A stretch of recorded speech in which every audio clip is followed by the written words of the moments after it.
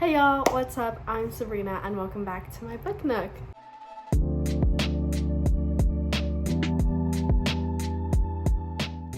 It feels so great to be saying those words again. I know these videos have been getting so sporadic and so spread out, but I promise you guys this channel's not dead. I thought I would do a video on all the books I read in May because honestly, I've been on a crazy reading streak recently and I read 7 books this past May. So I thought it'd be really fun to give you guys my ratings and also rank them in terms of, worst to best. I actually want to say I think my channel's 5-year anniversary was a month ago, which is actually crazy. I started making these videos when I was 15. Reading has always been the one thing that has kind of just been my thing and made me really feel like myself. Honestly guys, being in college and trying to read is so hard. I had basically 1 week of summer break where I was completely free to do whatever I want before I started my internship and a bunch of other stuff. And so I decided to pack as many books as I could read in that 1 week. And since then, I've tried to keep, the morale going. I have a 9-to-5 right now, so it's a little hard having that energy to read after that. But yeah, ever since I started reading again, I've honestly felt a lot more like myself. I felt a lot better. And so I was really motivated to make a video again. Enough rambling. We're just gonna get straight into it and start talking about all the books I read this past May. We're gonna go from, how does it go? Least best to best. Why did I just say worst to best? Okay, we're gonna go from worst to best. Like I said, I read 7 books this past May. Okay, so I would say the 7th book, how do I put this? The 7th least best book? Because I don't want to say worst. That feels so mean. The 7th least best book I read this past May was The Only One Left by Riley Sager. I gave it a 3 out of 5. I know this is a really, really, really popular book. It's why I bought it. It's literally everywhere you look. It's a New York Times bestseller. It's in Target, it's in Barnes & Noble, it's wherever. So for those of you that don't know what it is, though, The Only One Left by Riley Sager, who's a very popular thriller mystery author. It's set in the 1980s, somewhere in I don't know, the Northeast? I don't really know. It's kind of vague. And a lady named Kit, she's a nursing, what does she do? Oh my god.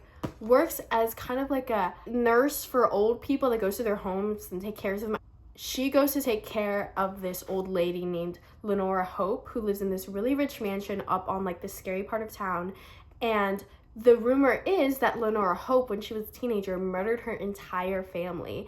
And now she's left paralyzed because of strokes and polios or whatever, and she can't talk. So nobody knows what happens. She was never found guilty for it. Kit goes and she goes to go take care of her because her last housemaid left. When she gets there, Lenora's I'm gonna tell you everything about the murders. I would definitely agree that it's a page turner. I read it all in one day, but beyond that, I don't really think I have that much positive things to say about the book. It's an airport book, you know what I mean? The book you buy at the airport and you read it on the plane and then you forget about it afterwards.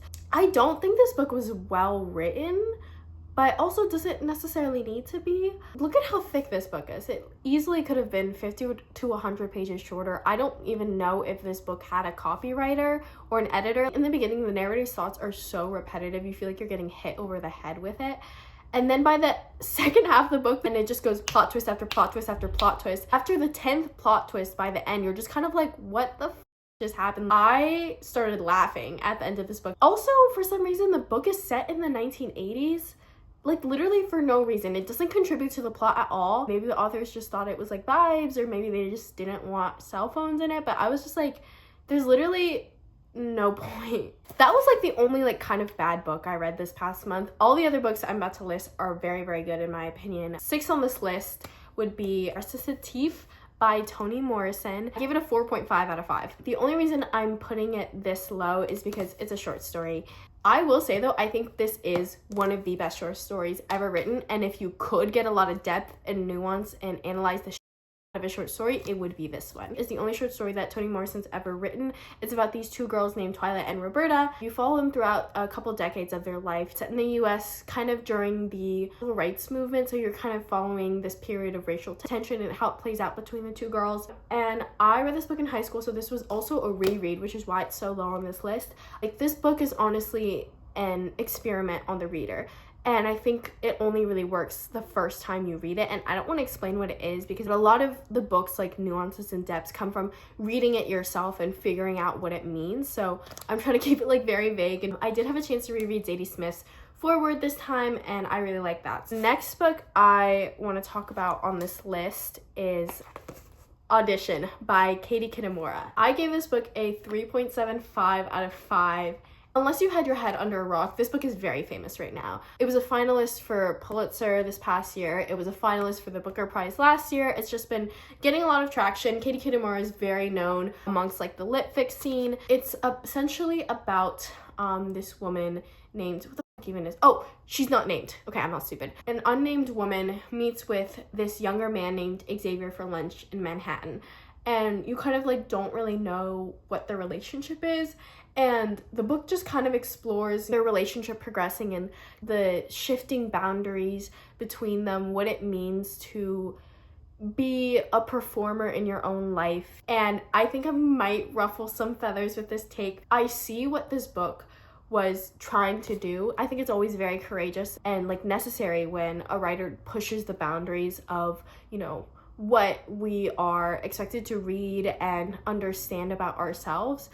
But I think that this story just personally didn't really move the needle forward for me. Like, I don't think it was as impressive as I thought it was going to be, and maybe like that's my own fault, but like when you're nominated for a Pulitzer and a Booker Prize and like you're on everybody's top 10 books to read this year list, like you kind of have high expectations for it, you know? I went into the story blind, that's what everybody told you to do, and I feel like I was just kind of expecting like this crazy roller coaster, like to discover something about myself. I just kind of finished the book and I was like, you know, like I was very confused. I felt like there were definitely times in the book where Kitamura couldn't decide between bludgeoning her readers in the head with like her points about performance in our daily lives and like self-perception and whatever, and being so obscure and abstract that like you genuinely couldn't understand like a single point she was making. I definitely lean towards stories that embrace the latter. I don't really like it when it gets really obvious what the writer is trying to say and like monologuing through their characters. I'm not gonna say I don't like the book. I would still recommend it for people who are looking to get into something more experimental. I think I can appreciate it for the amount of discussion it provokes. I think this book provoked a lot of discussion amongst readers, whether that's, you know, they like it, they hate it, they're trying to figure out what the means. But I think a lot of times people conflate how good a book is with how provocative it is. And don't get me wrong, I think books should be provocative. I think they should start a discussion. But I think the Audition for me almost leans more into the category of people like it because it's provocative rather than it is both provocative and a good story. I think part of what bothered a lot of people about this book is its ambiguity, but I would honestly argue that is one of the book's stronger points. Overall, I would say it's still a pretty good book. I think I just had like higher expectations for it. Fourth book on this list, I actually don't have a copy with me because I borrowed it, but Slaughterhouse-Five by Kurt Vonnegut, 4.5 out of 5. This is actually my second Vonnegut book. I read Sirens of Titans last year. If you don't know what Slaughterhouse-Five is, I feel like it's one of those books that everybody knows. It's considered one of the greatest anti-war books of all time. It's about this soldier who's recounting his days in Dresden during World War II, and it's just kind of following his journey along as he's trying to survive World War II. I definitely liked Slaughterhouse-Five a lot more than Sirens of Titans. I really like the way Vonnegut plays around with themes of luck, loneliness, kind of absurdity, and aliens. He really loves aliens for some reason. I mean, I have only read 2 books, but like both of the books I've read have mentioned aliens in some capacity, so he's kind of a freaky little dude, but I honestly really like that. He also packs a lot into this novel that I think it would genuinely take weeks or a whole AP Lit class to decode and figure out everything he was trying to say. His prose is also, you know, very heavily dripped in irony. It's fairly simple, but I think it also manages to pack a lot of grief and nuance into there. I also think that the book, you know, generally holds up, even though it was written more than half a century ago. And I think there are parts of it that are still extremely relevant to this day. Moving on to the third best book I read this month, There There by Tommy Orange. I give it a 4.5 out of 5. So I read this book after hearing a lot of comparisons from this book to another book, which is gonna be my number 1 pick. I'm not gonna give it away yet, but if you know it, just like, shh. There There, it almost feels like A Visit from the Goon Squad by Jennifer Egan. If you guys have ever read this book, it's about 12 Native American characters, and they're all in Oakland, California in the US, and it kind of follows their individual stories of love and grief and like loneliness. This book was just absolutely heartbreaking and moving. I feel like there are two types of books. You know, there's the ones that keep you on your toes, that make you want to read page after page after page and you're binging them all in one night. And then there are books whose messages and power almost builds on you over time, and like it builds and it builds and it builds, and after you read it, it still lingers there. You know, you can't let it go. And that's kind of how There felt for me. I felt like in the beginning I didn't connect to the book in the way that I thought I was going to immediately, and then after I finished the book I was just kind of like, and since then I haven't been able to stop thinking about this story. I love how this book doesn't shy away from realities of what these characters are going through, of the situations they're brought up in. I cried a lot during this book. Orange's prose is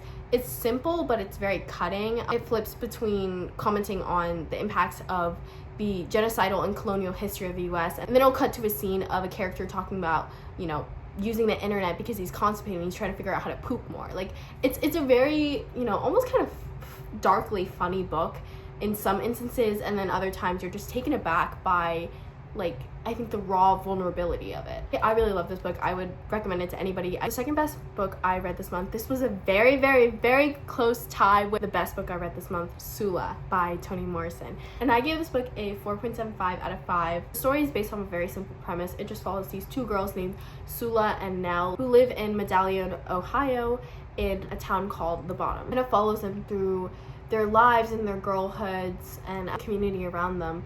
And one day Sula does something kind of unforgivable against Nell, and you're just kind of reading that unfold and seeing how it interacts between the two of them. Toni Morrison can maneuver and craft the English language in a way that very, very, very few writers possess the ability to. I think she's a genius, okay? I'm sorry, like, I do think she's a genius, and I don't think there's going to be another writer like her for a while. As I've grown older, I feel like I've come to appreciate Morrison more. Like, her words take on a different meaning as you grow and as you age. And while Sula is not exactly Southern Gothic, that's more Beloved's realm, I think that you can still see Morrison's influence from a lot of other Southern Gothic writers, especially Faulkner. What I love about Morrison, and kind of, I don't know if I love Faulkner, but what I loved about this book is the setting itself. Town, to me, almost felt like it existed in a liminal space, but also somehow it was so incredibly grounded in its history, and like it's set technically in a fictional town, but it's in Ohio. You know, like, almost feels like her settings blend together realism and almost this otherworldly environment. So Sula and Nell's relationship was so haunting and a little confusing at times, but I thought it was really interesting, especially when you consider Morrison's goal when writing this book, which is, you know, to kind of look at the relationship between two Black women without the influences of patriarchy. And I think when you consider that goal, a lot of the book shines through, and I think you realize and appreciate a lot more of her work that way. I think that a lot of Toni Morrison's books operate on like 3 different levels at once, and you think you understand the book and you only find out you're on level 1, and then you gotta get to level 2 and then level 3, and it's just like, she's just, again, so like smart. I feel like dumb reading her. So my number 1 book this May was Martyr by Kaveh Akbar. I gave this book a 4.75 out of 5. I fucking love this book. It is so good. So Martyr's about this young man named Cyrus, and he is grappling with all the deaths in his life. His mom died in a meaningless airplane crash when he was a baby. His dad died in the US after what felt like a meaningless job at a chicken farm, and Cyrus is instantly sober and just trying to find, you know, the right track in life. Cyrus has decided to write a book on martyrs. So he finds this artist in New York named Orchida. She has found out she only has 2 weeks left to live, and she decided to live out her last weeks in an art museum. It's like a performative, interactive art piece. And so Cyrus decides to go visit her in New York, and they have conversations, and Cyrus just unravels a lot more about his life, about his family, about what it means to be, I guess, a martyr in today's world. Yeah, just everything about this book was brilliant. When I picked this book up and I read the first few pages, I was like this is so electrifying. Like, I have not read another writer who I think is so sure of themselves and so confident in their prose. The only other writer that I think compares to his level is honestly Donna Tartt. And I'm sure like that's like a high order, but like in my head they are on the same level. Love the way that he just plays around with like everything in this book. I wouldn't say it's super experimental, but I love the way it kind of plays with timelines, with narratives, with the characters, with the relationships, with, you know, your preconceived notions of the characters. The book is really funny. I think there's this scene where Lisa Simpson and Trump are just like talking to another, and it's just like so weird, and like you're like, what the fuck is going on? But you're like, I'm also super into this. The book also just deals with a lot of heavy themes of grief, family, depression, and loneliness, but again, it handles it in almost such a like weird and funny way. You don't know whether to cry or laugh or do both, and genuinely think this book is going to be a classic and studied in the future if it already isn't being studied in classes. Not just because I think it's going to remain politically and culturally significant. In fact, I think it's only going to become even more politically and culturally significant with time, but I think also just the way it handles the narrative of the diaspora. I'm Asian, I'm Chinese, my parents are both immigrants, and speaking of which, happy AAPI month to all my Asian baddies out there. I think just as someone who, you know, tries to read a lot of Asian American authors, you have the narrative of the child of the diaspora come up like a lot, and to me, I've honestly become a little sick of it. It feels a little repetitive, it feels a little soulless sometimes. Like, it almost feels like every story is focused on our pain in a way that just doesn't feel very productive or like it's anything new.